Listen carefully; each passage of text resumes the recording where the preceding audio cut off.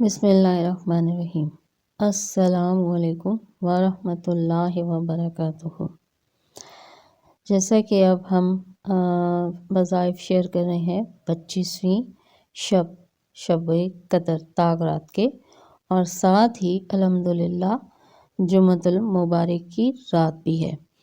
تو اس وقت میں آپ کے ساتھ جو وظیفہ شیئر کر رہی ہوں، یہ ویسے تو بہت بہت اس کی فضیلت ہے، اور یہ عام دنوں میں اس کا 12 دن کا ایک خاص وظیفہ ہے جو کہ 12 دن مسلسل کرنا ہوتا ہے، اور جو ایک کوئی مشکل مہم ہو یا کوئی ایسی مشکل جو ناممکن نظر آ رہی ہو تو اس کے لیے کیا جاتا ہے۔ اب جو شب جمعہ آ رہی ہے اور طاق رات آ رہی ہے، تو اس میں یہ تہجد کے وقت ایک تسبیح پڑھنے کا وظیفہ ہے۔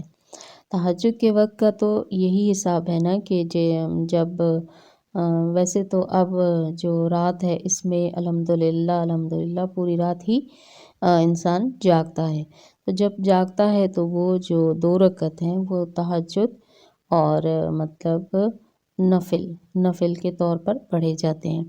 تو اب اس طرح ہے کہ سحری سے پہلے جو سحری کا وقت ہوتا ہے اس سے پہلے 2 رکعت نفل پڑھے جائیں اس وظیفے کے لیے، اور وہ 2 رکعت نفل آپ کے صلاۃ حاجت والے ہوں، اور صلاۃ حاجت کی نیت سے 2 نفل پڑھ کر پھر آپ 7 مرتبہ جو ہے درود ابراہیمی پڑھیں، اور یہ ایک خوبصورت تسبیح پڑھنی ہے۔ کیا تسبیح ہے؟ یا بدیع العجائب بالخیر، یا بدیع، یعنی کہ اللہ تعالیٰ نے دنیا میں کس قدر مخلوقات پیدا کی ہیں جن سے تو ہم ناواقف ہیں، اور لیکن ایک ایک چیز بھی آپ دیکھی جائے تو اللہ تعالیٰ نے کیسے بنائی ہے اور اس کا کیسا نظام ہے، مطلب ہم تو سوچ بھی نہیں سکتے۔ اگر ہم اپنے ہی جسم کو دیکھیں، اپنے اعضاء کو دیکھیں اور اپنا نظام دیکھیں تو ہم اس کو بھی نہیں پہنچ سکتے۔ تو اللہ تعالیٰ کے عجائبات میں سے کیا کیا چیزیں ہیں، اللہ تعالیٰ ہی ان معجزات کو کر سکتا ہے جو ہم نہیں سوچ سکتے۔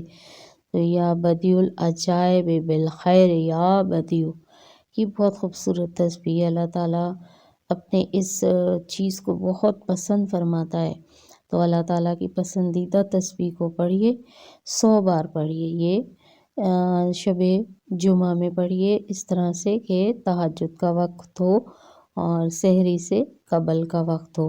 انشاءاللہ تعالیٰ ادھر آپ یہ پڑھو گے اور ادھر آپ کے کام کے اسباب بننا شروع ہو جائیں گے اور پریشانیوں سے نجات ہو جائے گی۔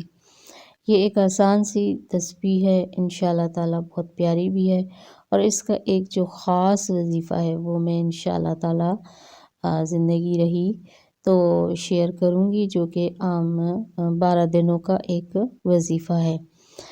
اس وظیفے کو شیئر بھی کیجئے، لائک اور کامنٹ بھی کیجئے تاکہ میری بھی حوصلہ افزائی ہو، اور آج کی خوبصورت رات اور خوبصورت جمعے کے دن میں مجھے بھی دعاؤں میں یاد رکھیے اور باقی سب کو بھی دعاؤں میں یاد رکھیے۔ اس طرح انشاءاللہ تعالیٰ آپ کی دعا بھی قبول ہوگی۔ آمین ثم آمین یا رب العالمین۔